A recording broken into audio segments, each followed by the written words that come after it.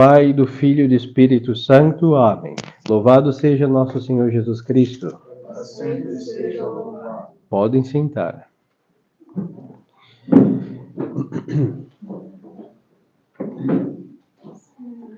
A Epístola de São Paulo, apóstolo aos Colossenses, nos diz: Meus irmãos, sendo vós escolhidos de Deus, santos e amados, revestivos de entranhas de misericórdia, de benignidade, de humildade, de modéstia, de paciência, sofrendo-vos uns aos outros, perdoando-vos mutuamente, se algum tem razão de queixa contra o outro, assim como o Senhor vos perdoou a vós, assim também vós deveis perdoar aos outros.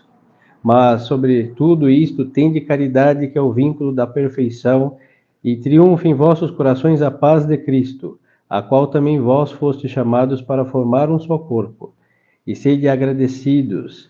A palavra de Cristo habite em vós abundantemente em toda a sabedoria, ensinando-vos e admoestando-vos uns aos outros com salmos, hinos e cânticos espirituais, cantando sob a ação da graça em vossos corações a Deus. Tudo o que fizerdes, em palavras ou por obras, fazei tudo em nome do Senhor Jesus Cristo, dando por ele graças a Deus Pai. Estimadas almas, estamos no 5º domingo remanescente aí da Epifania, completando assim o ciclo litúrgico, e acabamos de ouvir essa parábola muito famosa do semeador.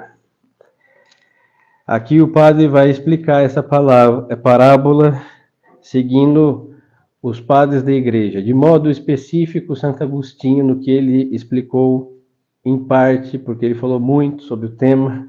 Então, tentamos resumir algo para se fazer entender. Então, vamos ao texto sagrado. O reino dos céus é semelhante ao homem que semeou boa semente em seu campo. Santo Agostinho vai dizer que este homem que semeou boa semente em seu campo é nosso Senhor Jesus Cristo. Ele vai identificar o semeador com o Redentor, porque o campo é seu. E aí, mais adiante, já o santo vai dizer que o campo não é a igreja. O campo é o mundo. É verdade que o príncipe deste mundo é Satanás, mas não foi Satanás que criou este mundo, foi Deus. O inimigo vem como invasor. Então, chama-se reino dos céus ao mesmo Filho de Deus. Aqui, perdão, São Remígio vai dizer. Chama-se o reino dos céus o mesmo Filho de Deus, e diz que este reino é semelhante a um homem que semeou boa semente em seu campo. Aí segue, de fato, o reino dos céus pode-se entender a igreja, sim, como o corpo místico de Cristo, e é ele que congrega e agrega os membros, as almas a este corpo. Então, a boa semente que nosso Senhor semeia são as boas almas, aqueles escolhidos que estarão no reino dos céus. Deus criou tudo e viu que tudo era bom. Tudo que Deus fez, bom. Então, na obra de Deus, o mal veio por acidente, mas não partiu das mãos de Deus. Houve uma falha nos seres livres, nos anjos, aí viraram demônios. Nos homens viraram pecadores, mas nem anjos e nem homens saíram desmantelados da mão de Deus. Então, tudo que Deus criou foi bom, a boa semente Deus plantou. Tudo que ele criou, excelente. Agora, falando da igreja, nosso Senhor, ele planta a boa semente. Os santos, as almas virtuosas, os justos, os que querem ser, são boa semente. Então, esse semeador que semeia a semente seleta é nosso Senhor. Assim que da parte do dono do campo existe o critério de boa semente. Nosso Senhor não trabalha com mal e nem com defeituoso, nem com desmantelado, não trabalha com isso. Nosso Senhor detesta imperfeições. Então não podemos atribuir a Deus nada que seja ruim, principalmente falando do mal propriamente dito, que é o mal moral.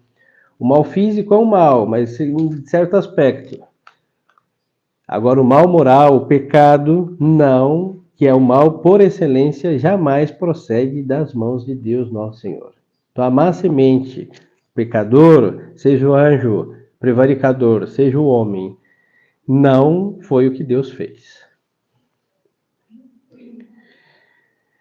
Nosso Senhor, então, ele semeia essa boa semente para que haja bons frutos, porque Deus é inteligente. Nenhum senhores homens do campo vai plantar uma semente desmantelada esperando um milagre para que produza excelentes frutos. Não, causa e efeito. A péssima semente tem tudo para nem dar frutos. Com muita sorte, uns mirrados e todos desmantelados. Como Deus busca o perfeito, é perfeito no princípio, no meio e no fim. É um discernimento de espírito que dá Santo Inácio. A ação de Deus é boa no começo, no meio e no fim. Se teve mal no princípio, não vem de Deus. Se teve mal no meio, não vem de Deus. E se teve mal no fim, não vem de Deus. Ou é do espírito humano, ou do espírito das trevas. O que é de Deus é bom no começo, no meio e no fim, sempre. Então, nosso Senhor quer que haja bons frutos. A semente encerra o potencial da planta. Isso é muito interessante. Então, se temos uma semente de uma árvore, então dentro daquela semente nós temos uma árvore em potência. Planto com luz, umidade, cada um faz o seu serviço, com anos eu tenho uma árvore. Mas eu posso dizer que a árvore está dentro da semente? Sim, em potência. Depois vai ser em ato. Quando ela crescer e desenvolver tudo que ela é capaz de dar como árvore, inclusive frutos. Então, o potencial da boa semente de Deus está posto. Os bons, as almas, os homens são capazes de ser bons e santos, inclusive. Que se tornem depois maus, vamos ver a história do joio ou da cisânia, como chama essa tradução que acabamos de ler, de recitar. Então, essa é da parte de nosso Senhor a instrução para nos mostrar que Ele escolheu, semeia boas almas, ou seja, aquele que Ele congrega bons. Mas pelo que segue da parábola, vamos ver como aparecem os maus, ou mal, ou pecado. Enquanto dormiam, diz o texto sagrado, enquanto dormiam os homens, ou seja, aqueles que deveriam cuidar do campo, veio o inimigo e semeou o joio, ou a cisânia. A respeito do sono dos homens, comenta agora sim Santo Agostinho. Muito interessante. Vai dizer o glorioso doutor da igreja o seguinte: porque enquanto os chefes da igreja obram com negligência, ou quando os apóstolos são visitados com o sonho da morte, vem o diabo e semeia entre aqueles que o Senhor chamou de maus filhos. Mas se pergunta agora, são estes os hereges e os maus católicos? Aí segue o santo dizendo, porque manifestando-nos que estão semeados no meio do trigo, parece que significar que são todos de uma mesma comunhão. Porém, como na interpretação da parábola o campo não significa igreja, mas todo mundo, se compreende que se fala dos hereges que se encontram misturados neste mundo com os bons. Aí nós vemos aqui um mal moral. Herege é aquele que se separou da fé, pecou contra a fé e foi extirpado do corpo místico de Cristo pela sua heresia. E neste mundo temos hereges cismáticos, católicos bons e maus, ateus e etc. Então aqui Santo Agostinho tem toda a razão. Agora pareceriam que são bom. Vamos seguir o que diz o santo. De aqui segue ele dizendo que os que são maus, porém têm a mesma fé, são chamados de palha. Ou seja, o mau católico, mas ele tem a fé ainda. Mas é um católico de meia tigela. Por que chamado de palha? Porque é melhor do que ser palha do que ser joio. E depois segue o santo dizendo, a palha efetivamente tem a mesma raiz e fundamento que o grão, mas é a parte desprezível do fruto. Este é o mal católico. Enquanto que os cismáticos se assemelham a espigas podres, ou com palhas divididas que se lançam, assim que o diabo é o semeador do joio. E segue o santo: o joio é muito parecido com o trigo. Muito mesmo. Os senhores podem buscar depois se há uma utilidade na internet. Será de conhecer o joio. O joio moral vemos em qualquer esquina e às vezes até no mesmo banco que a gente, está em toda parte. Mas o joio planta, a cisânia, é muito parecido com o trigo. Mas ele tem uma diferença, que é a diferença absoluta, que o faz ser usado por Nosso Senhor. Quando nós pegamos um joio e fazemos assim, ele vira pó de palha. E se nós pegamos o trigo e fazemos assim, nós temos os grãos em mãos. Antes de ser apertado, senhores, o trigo e a cisânia são exatamente semelhantes. É na hora da colheita, na hora de apertar, que vamos ver quem é o quê. Quem é trigo e quem é cisânia. Pois então, foi o diabo que semeou, e Nosso Senhor diz na parábola, a cisânia, o joio, e aqui vai dizer o santo a respeito. Assim que o diabo semeia algo parecido, mas jamais igual ao que Deus semeia. O diabo é como falsificador de moedas. É o grande falsificador. É o verdadeiro fake que há na face da terra de falsificar as coisas. Não só as informações, como fazem as redes sociais, mas tudo. A virtude, ele falsifica. A religião, ele falsifica de um modo muito bem feito. Medalha de ouro para o grande falsificador, como falsificador. Nós vemos isso. O modernismo é uma ótima e muito bem feita falsificação da religião. O sacerdócio moderno é uma perfeita falsificação do sacerdócio, muito bem feita. É o que mais se tem. Toda paróquia tem um ou dois.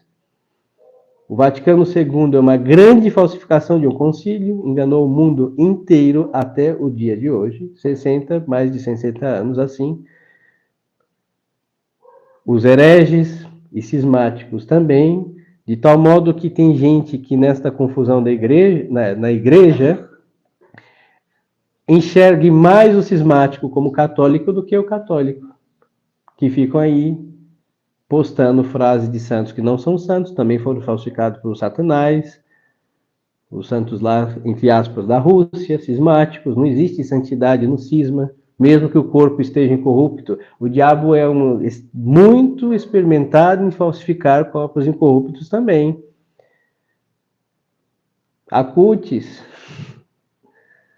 pelo amor de Deus, tanto que para nós, católicos, ficar incorrupto não é critério de santidade.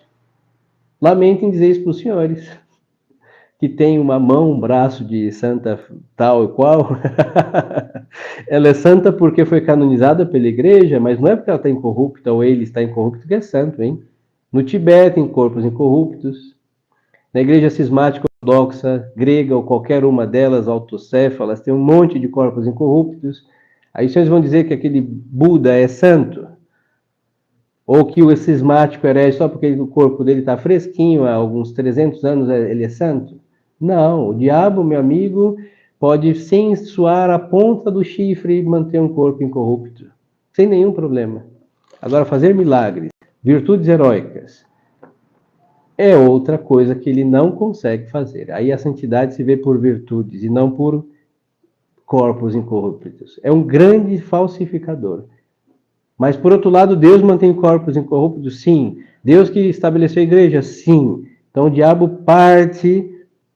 Aí começa a explicação novamente dos santos padres. Vem a verdade primeiro. O semeador semeou boa semente no seu campo. Depois que vem a verdade, vem o erro. O erro necessita. O mal necessita. É tão miserável o mal e o erro que necessita mendigar a presença do bom e do verdadeiro para que ele exista. Os senhores me entendem isso? Isso daqui é essencial na nossa vida. Porque a gente não vai entender o pecado sem a graça de Deus. Primeiro foi a graça de Deus que entrou neste mundo, depois o pecado e a morte, como salário do pecado. Primeiro veio o bom, o perfeito, que Deus criou tudo bom e perfeito. Depois veio o desmantelo do bom e do perfeito. Mas a primazia é do bom, do verdadeiro, do nobre, do correto. E depois vem o erro, o mal, o defeituoso. Então segue aqui. Vamos olhar isso na Sagrada Escritura. Primeiro, Abel. Aí aparece Caim. Vamos ver aí depois os apóstolos. E dentre eles nós temos Judas Iscariotes. Agora, se não fosse apóstolo, também não teria sido Judas. Precisa de uma eleição boa de Deus para que haja um traidor de Deus. Precisa do justo Abel para que haja um fratricida Caim. O bem sempre primeiro, que causa, não por ser bom, mas nas disposições péssimas dos que não são bons, causa o mal. Peratidem, a inveja de Caim que matou Abel. A avareza de Judas que vendeu o Redentor. Mas primeiro está a grande e nobre eleição. Foi escolhido para ser apóstolo. E o outro foi justo e na sua justiça encontrou o fratricídio do seu irmão invejoso. Então, o primeiro é a plantação da semente verdadeira, boa e seleta, e depois vem o joio, a cisânia, como os senhores quiserem chamar. E a respeito disso, agora São João Crisóstomo, com essas palavras, nos faz ver que o erro vem depois da verdade. Então, confirmamos o que havíamos dito com as palavras do tão glorioso doutor da Igreja. E segue ele dizendo: coisa demonstrada pela experiência. Assim, depois dos profetas, vieram quem? Os falsos profetas. Primeiro os profetas escolhidos, mensageiros de Deus, depois os falsos profetas. Segue ele dizendo, depois os apóstolos, os falsos apóstolos, encabeçados por Judas e perpetuados por os falsos apóstolos. E hoje é o que mais nós temos. Uma CNBB da vida tem Judas Iscariotes por padroeiro, hein? Sim, a traição deles é a mesma, eles se vendem e mais barato do que 30 moedas. Compram as consciências. Neste Brasil houve uma grande venda de verdades católicas, hein? Naquele então a TFP, por exemplo, um parênteses histórico, escreveu um livro muito bem escrito contra a Missa Nova. Aqui, que estavam decididos a entregar um exemplar para todo sacerdote, falo da década de 70, aproximadamente. CNBB soube, então resolveu negociar. Os senhores disseram, esses senhores infelizes, referindo a CNBB, disseram para esses TFPs, os senhores não publicam esse livro, não difundem, em troca, nós não vamos perseguir os senhores. 30 moedas de pratas em que a missa verdadeira foi vendida por uma falsa paz. Simples assim. Talvez se os padres daquele então, que eram o resto do que sobraram, mesmo pós-Vaticano II, mas tiveram uma boa formação, tivessem lido esse livro, poderia ser que teriam reagido mais contra o modernismo. Mas a falsa paz foi comprada a preço de quê? Da verdadeira missa. Dos verdadeiros apóstolos, vêm os falsos apóstolos. Depois de Cristo, vai vir quem? O anticristo, que é um falso Cristo, que vai aparecer milagres, entre aspas, em realidade prodígios, paz mundial, todo mundo se abraçando e prosperidade, e depois inferno e condenação para quem seguir este infeliz, maldito que está por vir. E quando vir, espero não estar aqui, assistir este filme de terror de outro, de preferência do céu, ou do purgatório, mas o céu é melhor. Então, senhores, o mal precisa da existência do bem. E segue então aqui. Porém, o diabo, São João Crisóstomo se referindo, o diabo não se esforça em tentar a quem não imita e nem a quem entenderá seus laços, porque vê que a semente boa frutifica 100, 60 ou 30 vezes. Ou seja, a boa semente produz muitos bons frutos. E que ele não pode tirar e nem sufocar o que tem boas raízes. Então, o que acontece? O São João Crisóstomo está dizendo, o diabo ele é esperto.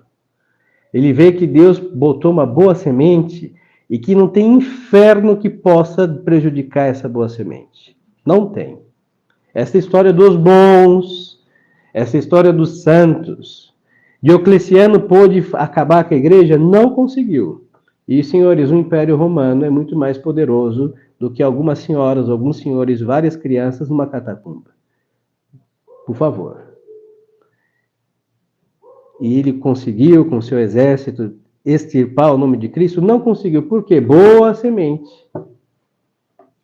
A maçonaria conseguiu destruir a igreja como eles queriam? Não. Estamos vivos e com sanidade teológica, graças a Deus.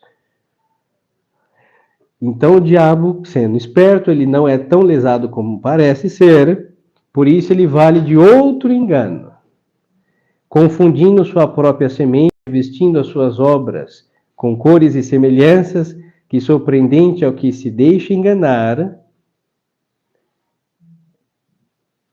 com facilidade. Por isso disse o Senhor, que o inimigo não semeia uma semente qualquer, mas o joio. Porque, repito, é parecido com o trigo. Então, Senhor, aqui também podemos fazer a mesma coisa que o inimigo. Quando nós queremos fazer um bem parecido com o bem. O nome disso é liberalismo. O liberalismo é a cisânia, o joio, que todos têm ventilador e sementes jogadas, vai nascendo por toda parte. O liberalismo religioso, que é muito simples, é se unir a qualquer bispo da diocese e baixo condições, só rezar a missa tradicional, nada mais do que isso. Liberalismo, joio. É o que mais? Política. Aqui eu vou falar, hein? Se estão de acordo comigo ou não, fica o meu sinto muito. Só isso eu posso dizer. Mas à luz do Evangelho, a política nesse país, cisânia, da direita para a esquerda, para o meio, de baixo para cima, de cabeça para baixo, seja qual for, cisânia. Aí fala, padre, claro, o senhor é monarquista, o senhor está puxando. Não, os monarquistas que querem alguma coisa e não fazem nada, cisânia. Porque quer um rei liberal. É melhor não tê-lo. Cisânia. Infelizmente é assim. Porque é parecido, senhores, com o trigo. Mas quem semeia a cisânia? Satanás. Então, lamento lhes dizer, nós que estivemos algumas vezes nos quartéis, nós fomos levados a ser cisânia. Meia culpa, minha máxima culpa, porque aquilo parecia ser a política correta, mas não era e não é, e não será, porque o erro, intitativamente falando, é errado, e só deixa de ser se ele se transformar em uma coisa correta, ou seja, tem que se converter. Então, por isso o Senhor, diz aqui São João Crisóstomo, por isso disse o Senhor que o inimigo não semeia uma semente qualquer, mas o joio. Repito, todo bem, ele não é aparente, ele é o ser, intactivamente ele é bom. Agora, quando o mal parece com o bem, mas ele entitativamente ele não é bem, bom, perfeitamente íntegro, ele é joio. É o mal, é o erro que se aproxima do que é correto. Joio. Por quê? Vamos lá. A prova de fogo. Quando esmagar, ele vai ser destruído. Se nosso Senhor aperta os nossos políticos e faz assim, o que vai sair dali? Palha, a começar do presidente, que no caso creio que até Deus usaria luvas para apertar, de tão infeliz que é esse ser. Se pega no nosso CNBB do Brasil, aperta, vai sair o quê? Palha. Se apega o liberalismo político e religioso católico, aperta e vai sair o quê? Palha.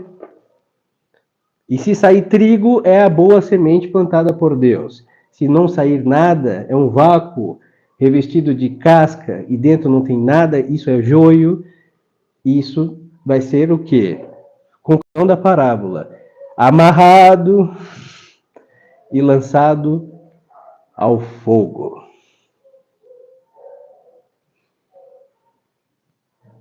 E por que então o diabo investe no joio? Diz aqui São João Crisóstomo: tal é a malícia do diabo. Semeia quando brotam as sementes, para que dessa maneira cause maior dano ao agricultor. Porque vimos aí, o mesmo santo diz que a boa semente ninguém tem contra ela. Deus plantou, ninguém pode arrancar. Mas o diabo, ele quer azucrinar a Deus. Olha o atrevimento do espírito das trevas.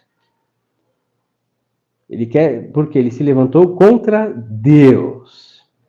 Tem gente que pensa que é muito favorecida porque sofre tentações do diabo. Tem uns que o orgulho espiritual chega a esse ponto. Vou lhes dizer uma coisa: quando o diabo inferniza a nossa vida, ele não quer nada contra nós, hein? Ele quer atentar a quem? A Deus, porque somos filhos de Deus. É como alguém maldoso que quer prejudicar um pai, o que vai fazer? Judiar de um filho. É isso que o diabo faz. Então não se sintam muito privilegiados com a infeliz visita e tentação do diabo, porque o alvo dele não é nosso ser, mas a majestade de Deus, do qual nós podemos chamar de nosso Pai.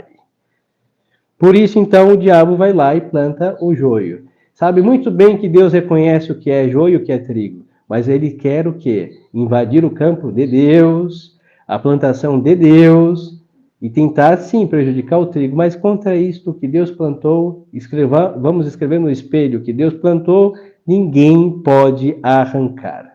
Nunca. Deus que colherá, mas arrancar ninguém pode. Assim, estimadas almas, entendemos por que Caim, Judas, Lutero e companhia limitar existiram. Essa gente perdida e os péssimos filósofos, todo o renascimento, toda essa imoralidade apareceram. Veio a moral e depois veio a imoralidade. Veio a doutrina, depois vieram os hereges.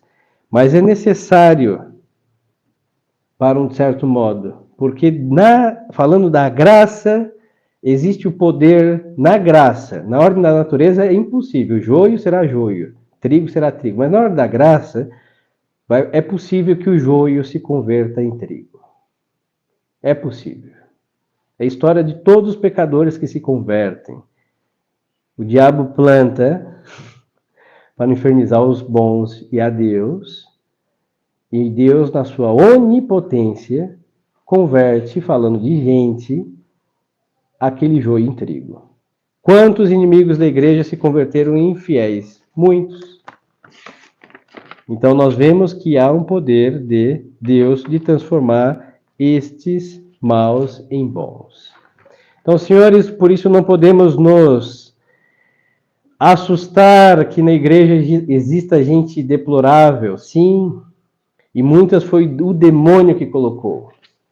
Mas que Deus, nosso Senhor, na sua paciência, vai dizer São Jerônimo, permite que estejam para que se faça tudo o que for da ordem da graça para transformá-las em joio, em trigo, de joio a trigo. Então, com isso aprendamos a sofrer os maus.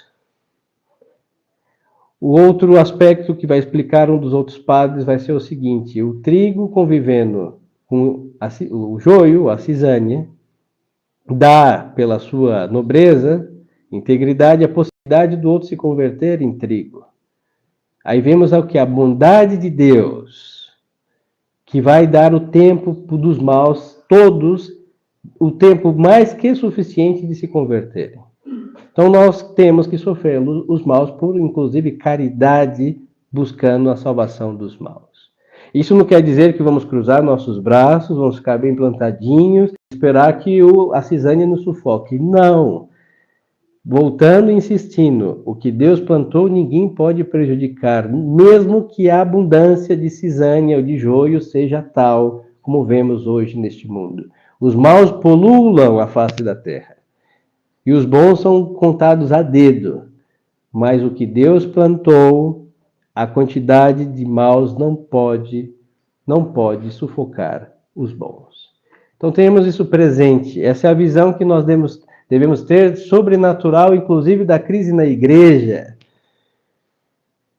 Está cheia de maus católicos, de inimigos, como dizia São Pio X. Os piores inimigos estão dentro da igreja. Bispos, padres, leigos. Tem gente que quer que a igreja se exploda, entendeu? E está à missa todo domingo, seja tradicional ou seja a missa nova. Tem gente que odeia a religião e está ali. Sim. Por quê? Quem são esses? Aquele que está na maçonaria, aquele que está no partido, sei lá qual, PSOL, PT, odeia a igreja, porque a igreja condenou isso. E o liberal também odeia a igreja, porque a igreja condenou o liberalismo. E ele não obedece. Quem não obedece à igreja não ama a igreja. Por que nós desobedecemos o Vaticano II? Porque nós o detestamos, o abominamos. Porque se nós amássemos, seríamos modernistas e teríamos que obedecê-lo. Então, quem ama a igreja, obedece à igreja. É assim que funciona. Então, senhores, como resolver isso? Vamos fazer uma cruzada? Não. Porque quem cuida do campo é o dono do campo. É o semeador. Deus não vai dar a glória para nenhum dos senhores e nem a mim de salvar o campo da plantação do inimigo. Não vai. É como se os senhores, sendo os maridos, podendo salvar suas esposas, dessem essa oportunidade a outro homem. Quem, em sã consciência, permitiria isso? Nenhum homem. Quem, podendo salvar sua esposa, será o herói das suas mulheres. Pois a igreja é esposa de Cristo. Ele não vai deixar homem nenhum, por santo que seja, resolver a crise da igreja. Ele que vai resolver. Então nos toca ser o quê? Neste campo, ou joio, ou trigo. E virá o dia em que Deus vai vir colher o trigo e vai limpar o seu campo do joio. Então, senhores, esta deve ser a nossa preocupação. Que temos sido? Quem me colocou aqui? A mão de Deus, ou fui parar aqui pelo vento da vida, sem ver nisso e buscar a nobreza de alma de querer se salvar? Ou o quê? A mão de Deus, sou trigo. Se for pela mão do diabo, sou joio. Mas temos tempo de nos transformar em grãos de trigo pela graça de Deus. Então, levemos essa parábola a nossas almas, escritas em nossas consciências para um exame de vida. E o que dirá que eu sou tal ou qual? Os nossos estimados frutos. Se Deus me aperta e eu viro palha, não quero rezar, não quero mais mandamentos, não quero sacramentos, missa para quê? Deus me aperta, eu viro palha, até agora eu tenho sido joio. Agora, se Deus me aperta e vislumbramos os grãos apertados, e no fogo isso vira pão, eu tenho sido um trigo de Deus. Que Deus nos conserve. E se for joio, que Deus nos converta. Louvado seja nosso Senhor Jesus Cristo. Em nome do Pai, do Filho e do Espírito Santo. Amém.